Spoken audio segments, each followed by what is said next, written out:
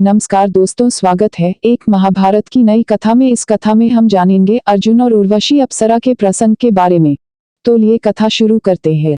अध्याय 24। भगवान शिव अपना दिव्यास्त्र अर्जुन को देकर अभी अंतर्धान हुए ही थे कि जल देवता वरुण वहां आ पहुंचे। शीघ्र ही धन के देवता कुबेर भी अनेक यक्षों के साथ वहां आ गए। कुछ समय बाद मृत्यु के देवता यम भी अर्जुन से भेंट करने वहां पहुंच गए। फिर भला देवेश्वर इंद्र कैसे पीछे रह सकते थे। ये सभी देवता भगवान शिव को प्रसन्न करके उनसे पाशुपतास्त्र प्राप्त करने वाले अर्जुन को देखने आए थे। सर्वप्रथम यमराज ने अर्जुन को संबोधित करते हुए कहा, हम सब जानते हैं कि आप पूर्व जन्म में महर्षि नारद थे, अतः हम सभी देवगण आपको अपने अपने दिव्यास्त्र तथा दिव्य दृष्टि प्रदान करेंगे। हम आपको वरदान देते हैं कि आप अत्यंत शक्तिशाली क्षत्रियों, भयानक दैत्यों, कर्ण तथा भीष्म को भी पराजित करने में समर्थ हो जाएंगे। संक्षेप में आप धरती पर विराजमान वीरतम योद्धा के रूप में यश और ख्याति प्राप्त करेंगे। तत्पश्चात सर्वप्रथम वरुण देव ने वरुण पाश, फिर यमराज ने दंडास्त्र तथा अंत में कुबेर ने अंतर्धानास्त्र अर्जुन को प्रदान कर दिए।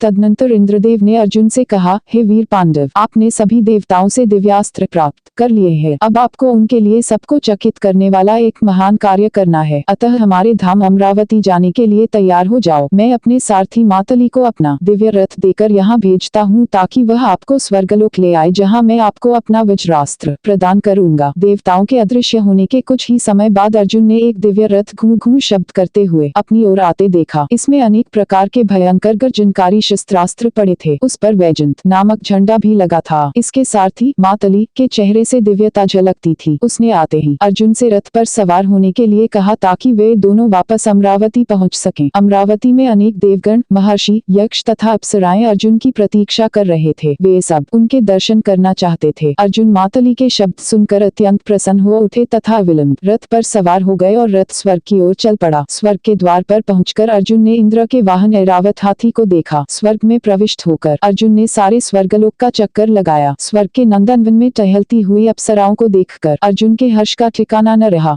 देवताओं, उपदेवों, महर्षियों तथा सुंदर अप्सराओं ने अर्जुन का स्वागत किया तथा वे उसे इंद्र के दरबार में ले गए, जहां उसे उच्च आसन प्रदान किया गया। गंधर्वों ने अर्जुन के सम्मान में सुरीली धुनों का वादन किया तथा अप्सराएं नृत्य करने लगी। तत्पश्चात अर्जुन को स्वर्गाधिपति इंद्र के महल में ले जाया गया, क्योंकि वहां उसने विभिन्न दिव्यास्त्रों के प्रयोग को शिक्षा प्राप्त करनी थी। थोड़े ही समय में अर्जुन ने वज्रास्त्र तथा अन्य शक्तिशाली अस्त्रों को प्रयोग करना सीख लिया, जिनके प्रयोग के फलस्वरूप भयावह गर्जना होती थी तथा आकाश काले बादलों से ढक जाता था, जिन्हें देखकर मोर हर्ष में नाचने लगते थे। इंद्रदेव से दिव्यास्त्र प्राप्त करके तथा उनका प्रयोग सीख लेने के पश्चात अर्जुन ने अपने भाइयों के पास लौट जाने की सोची, परंतु इंद्रदेव ने उन्हें कुछ और समय के लिए वहां रुक जाने के लिए कहा और वे बोले, अर्जुन, तुम्हें चित्रसेन से नृत्य और संगीत की शिक्षा ले लेनी चाहिए। यह दिव्य नृत्य संगीत तुम्हारे बहुत काम आएगा। चित्रसेन अंगारपर्ण तो पहले ही अर्जुन से परिचित थे, अतः इंद्रदेव ने उन्हें अर्जुन को नृत्य और संगीत सिखाने का कार्य सौंप दिया। चित्रसेन यह कार्य करने के लिए हर्षपूर्वक तैयार हो गए।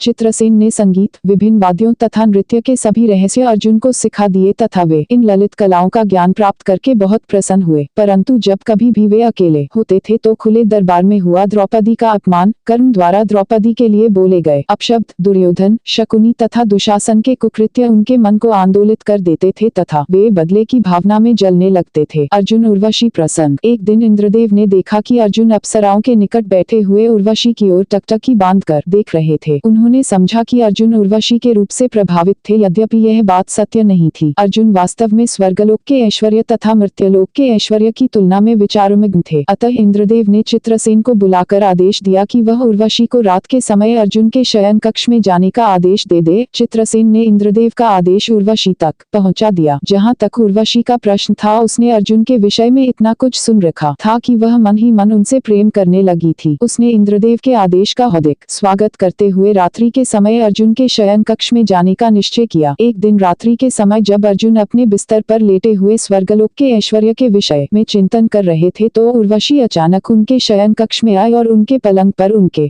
समीप बैठ गई। अर्जुन चकित होकर चौंके और उठकर बैठ गए। दोनों हाथ जोड़कर नम्रतापूर्वक बोले, पूज्य माता, इस असमय में आपने यहाँ आने का कष्ट क्यों किया? मुझे बुला लिया होता तो मैं आपकी सेवा में उपस्थित हो जाता। अप्सरा कभी किसी की माता या बहन नहीं होती। मैं तुम्हारा प्रेम पाने के लिए तुम्हारे पास आई हूँ। उर्वशी ने अर्जुन की ओर वासना भरी दृष्टि डालते हुए तथा नखरे दिखाते हुए कहा, क्षमा करें उर्वशी जी, मेरे लिए तो आप पूज्य है। आप मेरे पिता इंद्रदेव के दरबार की अप्सरा है, अतः आप मेरे लिए माता के समान है। इसके अतिरिक्त आप मेरे पूर्वज पुरुरवा की पत्नी थी, उस नाते भी आप सभी कुरुवंशियों की माता है। मेरी दृष्टि में आप शची, कुंती तथा माद्री के समान है। अर्जुन ने तर्क दिया। उर्वशी ने कई तर्क दिए क्योंकि वह उस समय अर्जुन के प्रति वासना के चंगुल में जकड़ी हुई थी, परंतु अर्जुन अपनी बात पर अडिग रहे। जब उर्वशी की सभी चेष्टाएं असफल रहीं तो वह क्रुद्ध हो उठी। उसके होंठ कांपने लगे तथा बिना सोचे समझे उसने अर्जुन को शाप दे दिया। वह बोली, तुमने एक नपुंसक की भांति मेरे प्रेम को ठुकरा दिया है, अतः तुम्हें 1 वर्ष तक नपुंसक बनकर अनेक सुंदर युवतियों के साथ रहना पड़ेगा और उनकी सेवा भी करनी पड़ेगी। अर्जुन ने हाथ जोड़कर कहा, माते, आपका शाप मेरे लिए वरदान ही है। मैं इसके लिए आपका आभार मानते हुए आपको पुनः नमस्कार करता हूँ। अब उर्वशी अपने किए पर पछताने लगी। युवावस्था में भी अर्जुन का अपने पर नियंत्रण देखकर वह अत्यंत प्रसन्न हुई, अतः वह अपने शाप को वरदान का रूप देते हुए बोली, नपुंसकता का वह 1 वर्ष तुम्हें अज्ञात तथा अखोजर रहने में सहायता देगा। ये कथा सुनने के लिए आपका बहुत बहुत धन्यवाद। अगर कथा अच्छी लगी हो तो वीडियो को लाइक, शेयर और चैनल को सब्सक्राइब जरूर करें। कमेंट में राधे राधे जय श्री कृष्णा लिखना ना भूलें।